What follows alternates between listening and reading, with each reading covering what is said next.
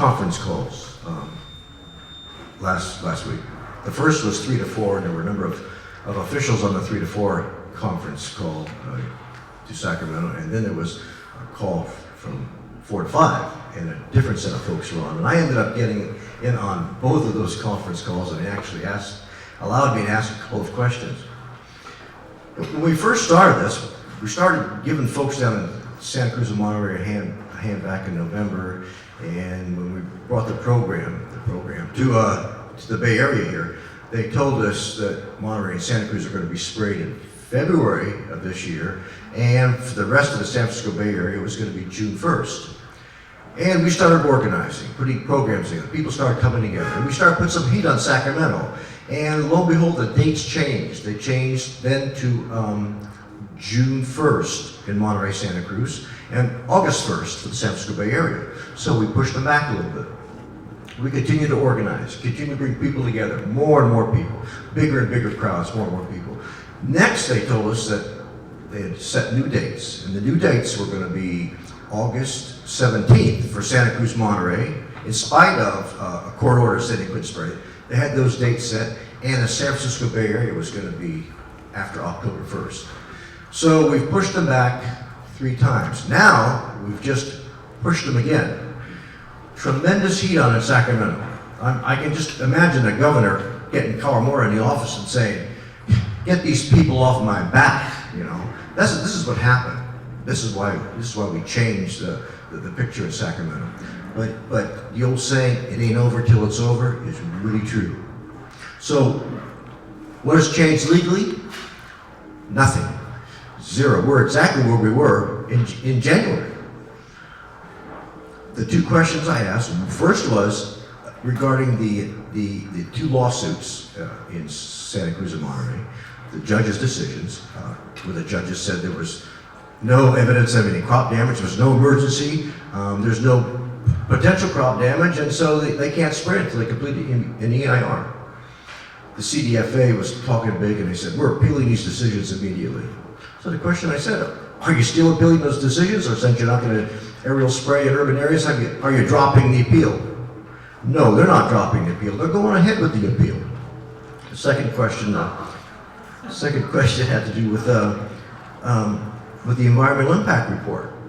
They did scoping sessions. They held one here in Oakland. They held one in San Francisco, and they took our comments. We verbally commented, and we had written comments sent to them.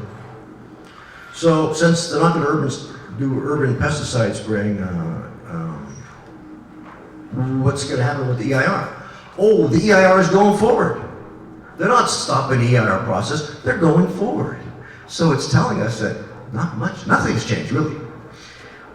They talked about having to eradicate this pest. They're still on the eradication idea. They got to eradicate this pest. This pest causes no damage. They have to eradicate it. They said no aerial spraying in urban areas, but there will be urban spraying in agricultural areas and in forested areas. And a staff person for Assemblymember Huffman asked, "What do you mean by forested areas?" And she was told, well, ridge tops and spines and places that are inaccessible for our mobile equipment. So that could be the Marin Headlands. That could be possibly Oakland Hills. That could be definitely the ridge above Bonnie Doon, where Dan lives. I mean, it's there's a lot of areas that are still going to be sprayed. Talked about twist ties along the streets and street trees. The non-stinging wasps they're going to release. They're going to put twist ties in our yards. They're going to have a pheromone ground-based program. And then the 2 words, mobile treatment. Mobile treatment is truck sprayers, either foggers or trucks that disperse. They're going to be spraying. That's what mobile means. They didn't explain it any further. I have 1 minute left. Okay, I'll get that real quick here.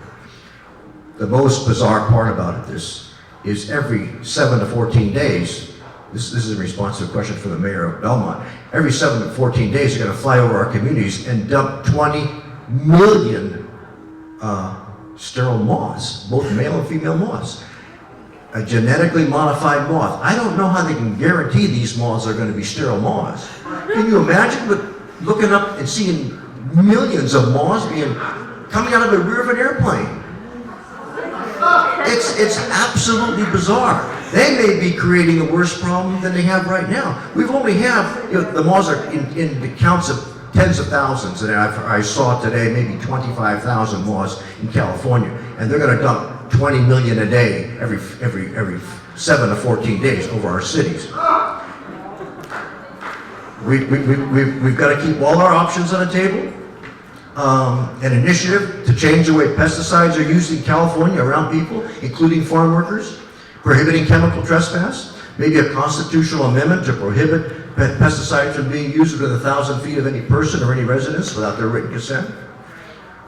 Probably 2 lawsuits, I'm thinking. In addition to the lawsuits that are working their way through the courts requiring an environmental impact report, a lawsuit to end the whole ineffective, unsafe, unnecessary LBAM eradication program is one, or another one could be a lawsuit to stop the program because of the damage inflicted on the environment and on our people. So stay tuned. It ain't over.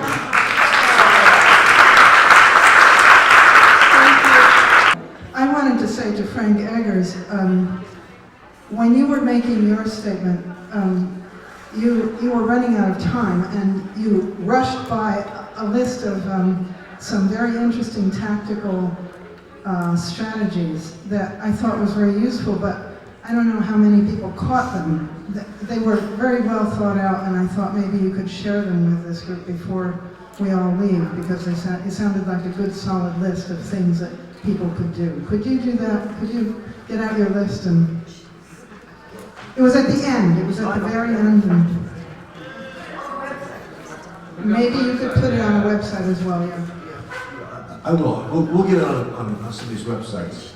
But the fact is, I know John Russo said, well, it looks like the cities are going to back off because they think that the CDFA has met their concerns. The CDFA has not met our concerns. Our attorneys are not backing off. We are still preparing litigation. We're going to go forward. And we're going to find out just why they did this to us. And we're going to stop them from ever doing it in the future. That's our intent. So it's when I said it ain't over till it's over, the lawsuits are not on hold from our end. We're going after them. Well, the president of the North Coast Rivers Alliance, and we will be a lead plaintiff. We will probably have about 6 plaintiffs. But sure, we've had to take another look at our litigation. They're playing a shell game with us. Yeah. It's a bait and switch. Absolutely. And we're on them. So you were absolutely right. You're absolutely right. And they're not going to get away with it. So okay. So there's an initiative process, and John Russo here has been looking at an initiative. There's a few folks looking at the wording. How would we write the initiative? An initiative would take about 700,000 signatures to be sure we qualify it. And that's not insurmountable at all. The next thing is a constitutional amendment. A constitutional amendment would take about only California, 900,000 signatures. And that's doable too. I've been involved in local, countywide, and statewide initiatives. So. And what would it say? A constitutional amendment would say. Well, there's a couple of directions. A constitutional amendment, for instance, could say I would prohibit pesticides from being used within 1,000 feet of any person or any residence, whether it be a farm worker or a farmhouse or an urban home, flat out. When we wrote the Coastal Act back in '72, 1,000 feet was used. It was 1,000 feet. It was actually 1,000 yards dealing with the coastal zone. And so 1,000 isn't anything that's nothing magical about 1,000. It's an area of protection, and it may well be necessary 1,000 feet to protect you and us, all of us, from the use of pesticides in our communities. But it doesn't protect wilderness areas. Well, no, this is just an option, for a constitutional amendment. The initiative which I spoke about, would include changing the way pesticides are used in California, around people, around farms, including farm workers. We have an Endangered Species Act that's supposed to protect endangered species. And there's some federal court decisions that prohibit the use of certain pesticides. There's about 54 registered pesticides that you can't use within, I think, 100 feet of a stream, for instance. So those are the kinds of things that we have to enlarge upon. Take those as an example and move forward. It's flat out, we have to change the way pesticides are used in this state. And that's the way to do it, constitutional import initiative. And the litigation is two ways to go at it. So, and they're all being looked at. So our group, we've not dropped any litigation. We're still exploring. Thank you so much.